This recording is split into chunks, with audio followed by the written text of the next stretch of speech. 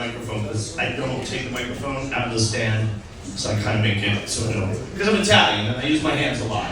So I have to have both hands to talk. You have to understand. I apologize. But as an Italian, I need both hands. It's. Seriously, I broke this can once. I had a cast for 6 weeks. For you, uncomfortable. For me, a speech impediment. I was just like, 6 weeks, I couldn't think of half the fucking shit I was trying to say. It's ridiculous. That's what you do. No, seriously, it's for your own good too, because I did a couple shows to take the microphone out. I knocked the front audience member right out halfway between the show. I was like, anyway, and so I don't have any news. Yeah, I'm Italian, as you can tell. Very Italian. Any Italians? Am I the only Italian?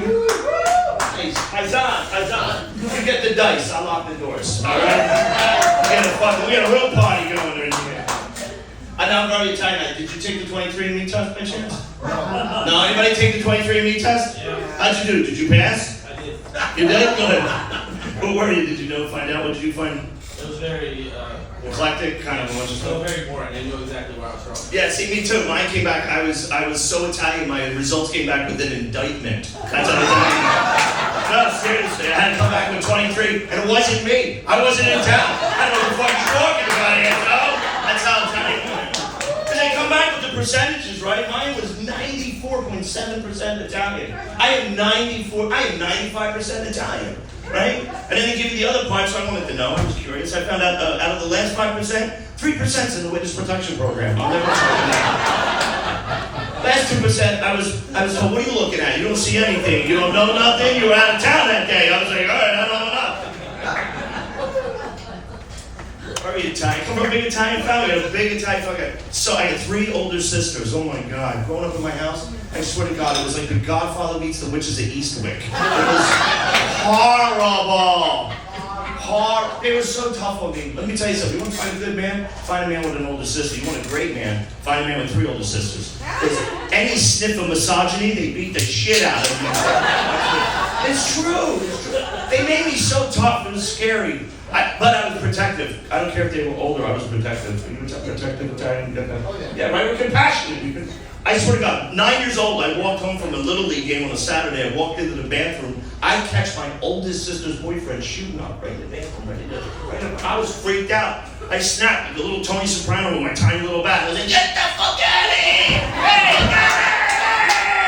beat the shit out of this kid. Right? 9 years old. And you know what I learned? 9 years old, I learned Italians are passionate people. And we have a short-tempered fuse. But we will use that temper to protect our family, because family is the most important thing, right? Everybody, not just the time. That's all right. You know what, more importantly, I learned that day? How a diabetic takes his insulin. That was probably a lesson I should have learned first, right? But here's the crazy thing. I had 3 older sisters. Eventually, another one dated somebody who was diabetic, because I caught him in the bathroom. I made sure I watched the door. I gave him a glass of water. And that day I learned what freebasing was. Grew up Italian. I'm Italian from New Jersey. Any East Coasters out here? Yeah. Where are you from? Oh, New York. My wife is from Brooklyn. I'm from New Jersey. I grew up half my life in New Jersey, half my life in California. And people always say, hey, what's the biggest difference between California and New Jersey? I always say the same thing. It's the seagulls. No, the seagulls are so different. Like on the East Coast, on the California coast, you go to find any seagull. Those seagulls are beautiful. They're white feathers and they're fluffy, and they got a big yellow tipped beak, and they got a weird thing on the top of their head, and they're vegan and they're liberal. Pedicures are like, can I have some of your gluten free? No.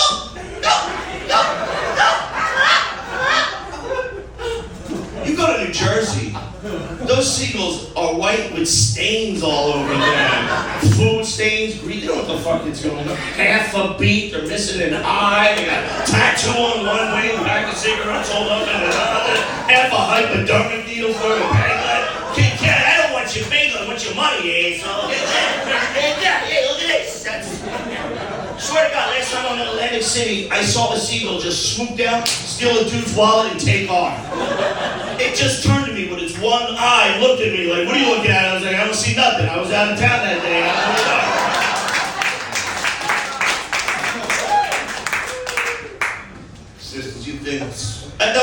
Atlantic City, I had the weirdest thing. I went to a nightclub. It was like a hip-hop nightclub that night. It was fantastic, but I did not fit in. I'm too old for nightclubs now. I can tell, because as I was walking through, everybody was looking at me like, oh man, when this dude finds his daughter, she's in so much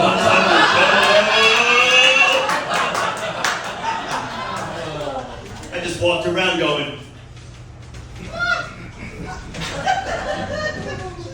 yeah, no. I don't even have kids. I am 57 years old. I've never had children because for me, I enjoy things like freedom and money. No, I've been married for a while. I've been married for a while. My wife and I don't. And I can tell I don't have kids because I went to a party with my wife and a bunch of guys were hanging out. I saw them all talking, right? So I kind of weaved my way into the middle of the conversation. I hear a dude go, you know, my son's just not getting any better from all his hitting lessons. I get hitting lessons and he doesn't get any better. And I'm just like, well, you know, excuse me, not for nothing, but maybe you should just try hitting him a little bit